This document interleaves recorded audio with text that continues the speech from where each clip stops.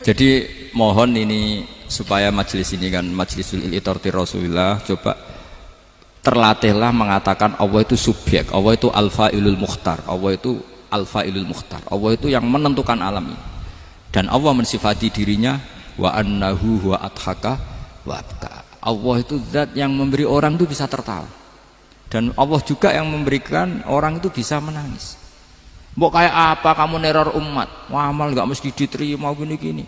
Ternyata neng majelis nangis ya, mulai guyu.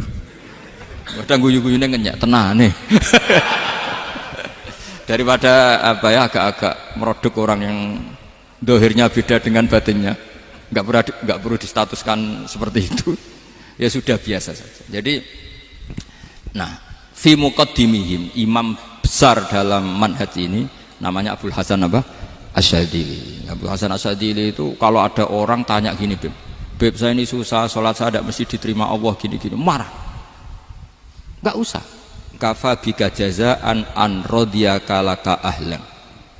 Sudah kamu ditakdir pernah sujud itu sudah keren.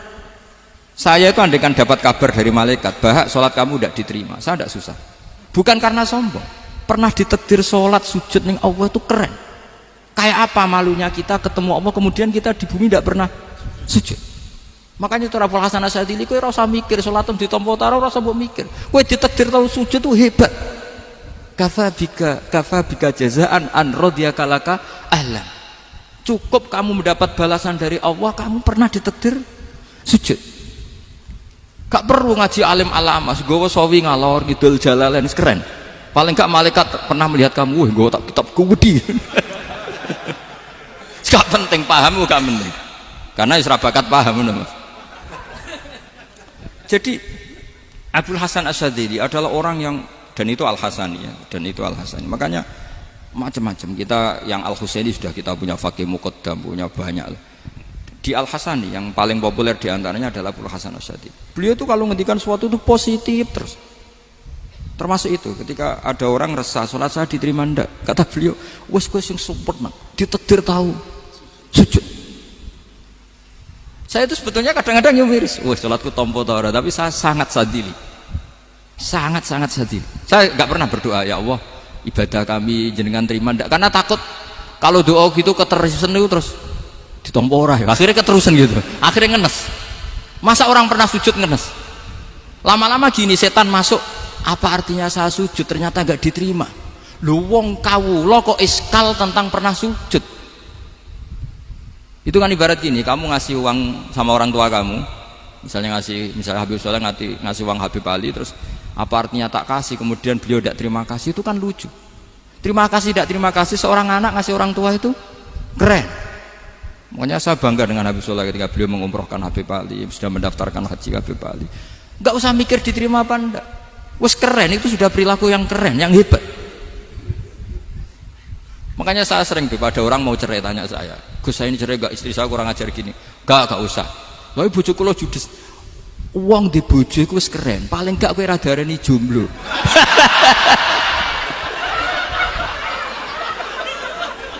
Oh, diarani duda ora enak. Wes luwe sabar di diarani duda mek diarani bojo judes. Enak bojo judes cek gagah. Di bojo lah. Oh, provokator itu. Jadi kafabika jazaan an radiyaka laka ahlan, sudah ditakdir pernah sujud itu sudah keren.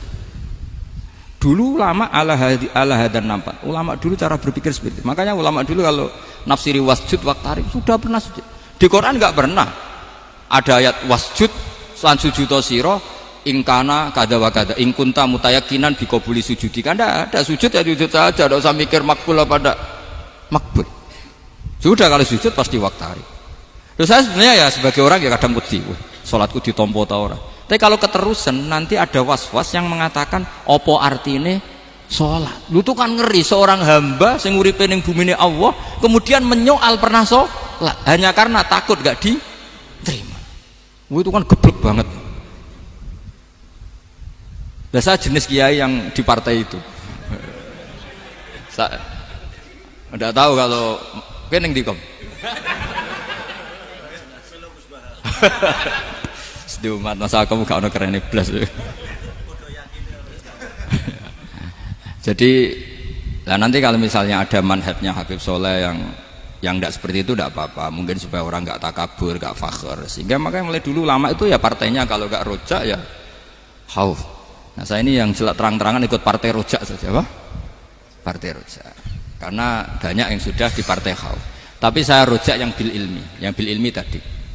Makanya Sayyidina Umar radhiyallahu anhu itu yang namanya sama sujud. Saya itu punya kitab, Habib Soleh pernah tak tunjukin tulisan tangan saya, muji-muji sujud. Sayyidina Umar ketika ditusuk seorang kila itu Majusi ya. Abu Lu'lu' terkenalnya itu Hulamul Mughirah terkenalnya itu. Ditusuk, dia beliau sahabat wali, jadi nusuk Umar tuh kayak apa, nusuk Mas Akom aja dosa besar apalagi nusuk Umar. Itu ketika ditusuk dia itu ya punya dendam, namanya manusia itu punya dendam, maksudnya namanya orang kan mangkel sama yang nusuk. Kalau orang mangkel itu inginnya kan yang nusuk itu masuk neraka. Tapi apa kata Umar? Ngendikan gini, tanya pertama, yang nusuk saya siapa? Orang Majusi. Orang Majusi, Hulamul Mughirah. Alhamdulillah, alladzi lam yaj'al maniyati biyadi rajulin lam yasjud laka sajdatan yuhaju biha indaka yaumal qiyamah. Saya itu senang Gusti, yang nusuk saya orang yang enggak pernah sujud sama jenengan. Jika kalau saya dendam supaya dia masuk neraka, saya enggak takut orang itu nuntut sama saya. Tapi kalau dia pernah sujud, pernah sholat, kemudian dia masuk neraka karena nusuk saya, kemudian dia berargumentasi, saya pernah sujud ya Allah, kenapa engkau masukkan neraka? Saya tidak berani jawab ya Allah, saking hormatnya sama yang namanya sujud. Jadi kamu dendamnya kesampaian, cara Jawa ya, dendam dengan tanda kutip ya, tidak makna semestinya. Jadi mangkel mbek sing nusuk, nak mlebu neraka pantas, wong ora tau sujud wae Gusti gitu. Tapi kalau pernah sujud, kemudian dia masuk neraka karena saya, bisa yuhajuni biha yaumal qiyamah.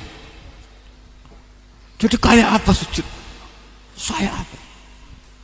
Nabi itu kalau muji sujud sampai ngintikan wa hatta takuna sajdatul wahidatu khairan minad dunya wa ma fiha. Nanti kalau kamu di akhirat ketemu Allah, kenangan terbaik kita apa? Di dunia pernah sujud. Keren aja. Cara ning pondok wis tau bayar seharian lho. Cara sowan kiai tau ngamplopi Mas. Wis go jajan. Nah tapi kadang syaitan itu masuk tadi. Apa artinya sujud gak mesti ditompo, apa artinya sowan Habib ngaturi ra mesti ditompo, ngaturi kiai. Akhirnya ada ketakutan. Nah kalau ketakutan ini berlebihan lama-lama, ma faidatus sujud. Wah itu sudah buruk sekali, wong hamba kok tanya ma faidatus sujud. Nah ini di pentingnya mazhab-mazhab Syadzili. Jadi saya ngaji agak-agak uraan wa amdan. Kalau ini watak sudah, bukan. Jadi uraan itu ada dua, ada yang amdan bismil ilmunya banyak terus milih manhaj. Insya Allah saya partai itu.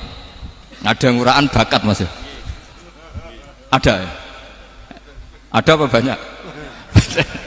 Nah sebetulnya khauf juga gitu Bim. Ada khauf itu karena ilm. Ada Habib alim alama atau kiai alim alama, dia tahu masyarakat kalau ngikuti Gus Bak nanti jadi fakhr, kurang tawaduk, terus dia milih partai khauf. Lah yang buruk itu ada kiai yang milih khauf pancen dari awalnya sati cilik. Jenisnya wis sati. Jadi sebenarnya dia tidak cukup ilmunya nerangkan khauf, cuma jenisnya wis sati cilik. Wong ning omah lawang dikunci ono gludak-gludak, ono hantu putih. Jadi ya sama, yang bawa rojak bisa bawaan dablek, yang bawa khauf bisa saja bawaan ati cilik. Nah kita ingin yang bawa rojak ya bismil ilm, yang bawa khauf juga bismil ilm. Ya ono teh Mas, wong sing ati gede, pegawene dua blek, tapi enggak bawaan rojak, memang bawaan dablek. Ada yang ati cilik tapi bawaan khauf. Jadi mengatakan khauf tapi sebetulnya bawaan ati cilik. Nah kita inginnya ndak, kalau rojak ya bismillah kayak Abdul Hasan Asyadzili, kalau yang kampanye khauf kayak Sayyid Abdul Haddad bawaan apa? Ilm. Sehingga kita ini Qul inni ala bayyinatin mir rabbi, semua itu berdasar ilmu sing jelas welo-welo. Makanya semua nabi memaklumatkan apa?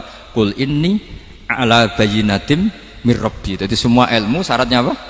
Bayyinah. Bayyinah itu kebenaran ilmiah sing jelas welo-welo.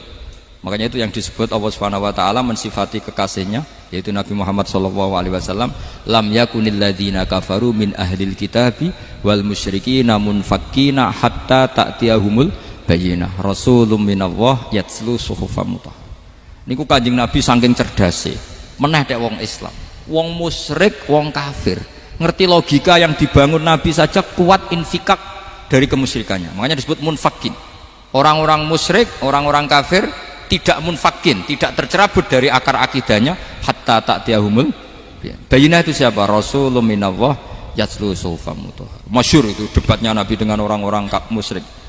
Mereka bilang, ya Muhammad, kita ini urusannya banyak, kasusnya banyak, lalu anda mengajarkan ke Tuhan satu, masa urusan banyak cukup Tuhan satu? Itu gak fair Muhammad. Aja'alal alihata ilaha wahida inna hadza la syai'un ujab. Urusan kita banyak, masyakil kita banyak, muskilah kita banyak, kalau Tuhannya satu tidak cukup Muhammad. Nabi dengan santainya memberi penjelasan, ya sudah gini saja, kalau kamu jadi budak atau pembantu, majikan kamu banyak, semuanya merintahkan kamu, semuanya bikin aturan untuk kamu suka enggak? Ya gak suka Muhammad, kalau majikan kita banyak repot. Ya sudah, Tuhan kamu itu majikan kamu, kalau banyak perintahnya beda-beda kamu pusing. Ya udah Mat, Tuhannya satu aja Mat. Karena Nabi bayyinah, orang itu bisa dibalik-balik pikirannya. Ya, makanya disebut darabahu masalah rajulan fihi syuraka'u mutasyakisuna wa rajulan salamal lirajul hal yastawiyani masalah alhamdulillah. Jadi Nabi itu kalau adu argumentasi itu luar biasa. Jadi segampang itu Nabi memberi apa? Argumentasi. Karena beliau adalah al-hujjatul balighah. Jadi Nabi itu gak pernah kalah. Pernah Nabi debat sama orang Yahudi, Muhammad, saya ini turunan Ibrahim, kita ini Israel ya, kita tahu Israel adalah turunan Nabi Israel, nama lain dari Yakub, Yakub bin Ishak bin Ibrahim. Padahal Yakub ini punya anak namanya Yahuda, makanya Yahuda bin Yakub bin Ishak bin. Kita ini yang mirip Ibrahim, bukan kamu. Tapi orang Yahudi itu nggak apal nasabnya, sehingga mereka bilang kita ini saking baiknya Ibrahim saja pengikut kita. Terus digojlok oleh Nabi, Ibrahim itu buyute Yahuda, makanya digojlok, ha antum ha ulai hajatum fi malakum bi ilm falimatu hajuna fi ma laysa lakum bi ilm. Kita adu debat itu sudah ilmiah, kenapa kamu menjadi tidak ilmiah? Kenapa Muhammad? Terus Allah menurunkan wa ma unzilatit taurat wal injilu illa min ba'di afala ta'qilun. Artinya gini, kalau Ibrahim dikatakan Ibrahim Yahudiyah, itu sama dengan saya berkali-kali podo karo sampean misalnya ngendikan Mbah Zubair itu pengagumnya Gus Roji misalnya. Padahal Gus Roji bin Ubab bin Maimun bin Zubair, misalnya Gus Roji bin Kiai Haji Ubab bin Kiai Haji Maimun bin Kiai Haji Zubair. Nah Ibrahim itu kan Yahuda bin Yakub bin Ishak bin Ibrahim. Terus mereka bilang Ibrahim itu pengikut Yahudi. Itu kan kebalik-balik. Kayak Habib Hasan itu pengagum Habib Soleh. Kan Habib Hasan rohnya ini gimana, ini sih mbahnya kok dianggap. Nah sehingga orang Yahudi ketika Nabi berdebat beda dengan Nabi Muhammad SAW. Ketika ditanya, kenapa kamu yakin agama tauhid? Millata abi, karena ini agama nenek moyang saya. Millata abikum apa? Ibrahim. Jadi jelas. Akhirnya orang Yahudi ngerti. Ya kan sama dengan mengatakan tadi Pak Karno itu pengagum Puan Maharani. Kan aneh nggak kalimat itu? Mbah Hasyim Asy'ari itu pengagum Gus Dur. Gak lucu. Itu debat. Jadi Nabi itu orang yang bayyinah. Bayyinah itu kalau menerangkan kebenaran itu bahkan orang kafir pun bisa infikak, bisa munfakin, tercerabut dari akar kekafiran. Nabi itu mudah sekali merubah logika. Makanya di Quran sering ada kata aro'aitum, karena memang tadi. Nah saya mohon apapun pilihan anda rojak kayak Abdul Hasan Asy'adili tadi. Ketika orang resah sujudnya diterima apa enggak, sholatnya diterima apa enggak, beliau bisa berargumentasi betapa pentingnya sujud. Wes aja kowe iku kawula, tahu sujud itu keren. Saman bayangkan betapa malunya kita kalau kita ketemu Allah kemudian di dunia enggak pernah. Lho paribasane kula mlebu swarga lah isin. Mlebu swarga tapi ning donya ora tahu isin. Sama seperti kowe di guru saurip-uripmu ora tahu salam templek isin. Kira-kira seperti meskipun salam template ora penting ya ora penting tuh, misalnya soleh salam template 50.000 duwe wis akeh ngono kan nama sakom penting kudu rokok. Itu bukan nilainya kok, betapa malunya kita. Saya dulu mau sarang andai kan tidak pernah khidmah sama iya malu tenan sebagai apa? Santri. Makanya Sayyidina Umar ketika beliau dibunuh orang itu pertanyaan pertama, dia pernah sujud enggak? Enggak pernah. Andai kan dia pernah sujud, maka saya tidak berani maksudkan dia masuk neraka. Takutnya dia protes sama Allah, ya Allah saya pernah sujud, kenapa harus di neraka? Atau Umar ditanya Allah gini, Umar, kue ridho wong sing tahu nyembah aku kemudian dia di neraka? Kayak apa? Jadi makanya Umar ketika wafat ketika alhamdulillah alladzi lam yaj'al maniyati biyadi rajulin lam yasjud laka sajda. Ya, jadi saya mohon sekali jadi majelis ini sebuah majelis mubarak, caranya tauhidnya dibenarin, ya, tauhidnya dibenarin. Jadi Allah itu adhaka wa abka, Allah itu al-hadi, Allah itu ar-razzaq. Sehingga menteri ekonomi mbok salah rumusillah wong tetep mangan. Mergo Allah itu ar-razzaq. Mbok negara dikelola keliru lah wong tetep mangan, wong Allah itu ar-razzaq. Kiai rada akeh sing di masalah. Tapi ya tetep agama ini jalan. Lho andai kan syaratnya agama ini kiai ini bener, wah ya repot. Kowe iso bayangno masakom bener terus. Tapi agama ini berkali-kali coba di TV itu banyak nyun sewu, ada ustadz, ada kasus apa, ada kiai, kadang ada masalah hukum. Agama ini jatuh enggak masalah. Padahal di TV itu sudah dinasionalkan kan, ada kiai terlibat kasus hukum atau ustadz tertangkap karena melakukan apa gitu. Tapi enggak ngefek karena agama ini bihifdillah wa biriayatillah. Sama. Negara mana-mana kadang manajemen ekonominya enggak jelas, tapi masyarakat ya makan karena Allah Razzaq. Sama, aku kancanan Masako mengeluh, tapi Allah adhaka, akhirnya iso guyu. Padahal orang untungnya blas kancanan dene. Tapi karena Allah itu adhaka. Nah kita dengan istri yang kita cintai, dengan keluarga kadang yang nangis. Karena Allah itu zat yang bisa memberi abka. Wa annahu wa adhaka wa abka. Terus wa annahu wa amata wa ahya. Kita tidak ingin mati, wah ya mati saja karena kita objek. Nah, hidayah itu seperti itu. Allah al-hadi. Apa? Allah itu kayak apa Korea, negara ateis. Enggak kebayang di sana ada ngaji Aqidatul Awam Mabadi Fikih. Sekarang banyak. Saya tuh kalau beli Aqidatul Awam kerdusan, tak kirimkan ke Korea. Sebelum saya ke Korea, karena sebagian santri saya di Jogja. Di sana ada ngaji Aqidatul Awam, ngaji takrib. Bahkan saya di sana dilakokno sakduna fid dunya. Kayak apa Allah kalau ingin bikin hidayah? Karena Allah itu al-hadi. Wong Indonesia digerakno seneng duit. Bareng wis seneng duit mau apa? Korea. Setelah di Korea tersiksa karena enggak ada tempat sujud. Akhirnya urunan. Segampang itu kalau Allah menghendaki. Itu enggak dibenem MUI, enggak dibenem. Karena Allah al-hadi. Jadi saya mohon sekali tauhid ini dibenerin dulu. Allah tetap al-fa'ilul mukhtar, apa? Al-fa'ilul mukhtar, sehingga Allah mensifati dirinya adhaka wa. Mbok kamu bendung kayak apa, orang ngaji saya tetap guyu. Sekarang iso mbuli saya, oh Gus Bab piye ngaji tidak guyu. Allah yang memberikan guyu kamu itu. Andai kan sesuai status kamu, kowe ora ngarep guyu. Utang akeh, jatuh tempo, bojo ora percaya. Gede-gede ya, kayak paham. Ya, jadi ini tak isyatkan jenengan, saya ini tadi bawa kitab Fathur Rahman di Thalibi Ayatul Quran, mau tak kasihkan hadiah ke saya itu Marhafid sebagai penyempurna karena beliau sudah Al-Husaini. Semoga ini dapat barokahnya Al-Hasani. Ini dikarang oleh zurianya Abdus Salam bin Masis. Abdus Salam bin Masis adalah guru dari Abul Hasan apa?